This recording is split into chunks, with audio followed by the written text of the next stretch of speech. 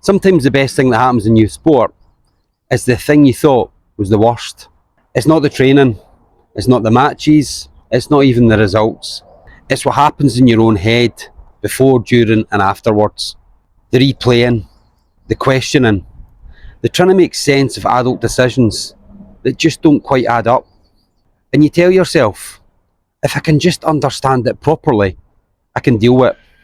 But the truth is, sometimes you never get to the bottom of it, because it's not really one thing. It's a mix of unclear roles, poor communication, adult egos, power, and decisions that are never fully explained. And when your kid's in the middle of that, it gets really heavy. And for a long time, I was trying to manage that. Trying to stay calm, trying to ask the right questions, trying to support my son, but also trying to understand what was actually going on around about him.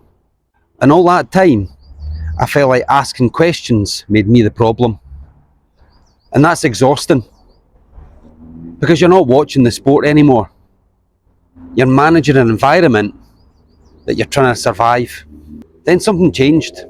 Not because we figured it all out, not because anyone explained anything, but because he's now out of that environment.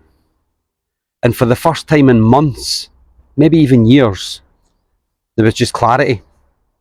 Not closure, not answers, just clarity. He's out of it, and honestly, that feels like a blessing. He's away from adults who made the environment feel heavier than it ever needed to be. He's not carrying that weight anymore. And if I'm honest, neither am I. And the strange thing's this, I think he'd already moved on before I had. He wasn't sitting replaying the conversations. He wasn't trying to get adults to admit anything. He was just playing. And all he wanted to know was what came next. Where could he play? Where could he enjoy it again? And maybe that's the lesson. At 11 and 12 years of age, kids should be playing sport because they enjoy it.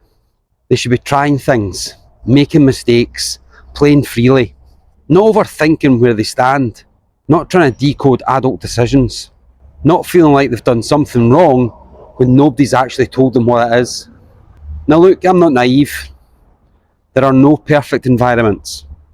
Every club has its own version of politics, personalities and problems. That's just part of it.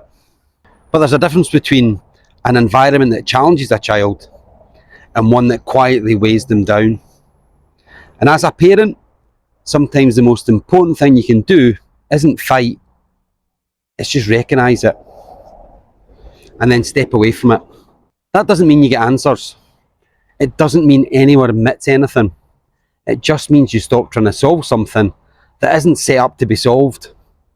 And you come back to what actually matters. Your kid, their enjoyment, their confidence, their freedom just to play again.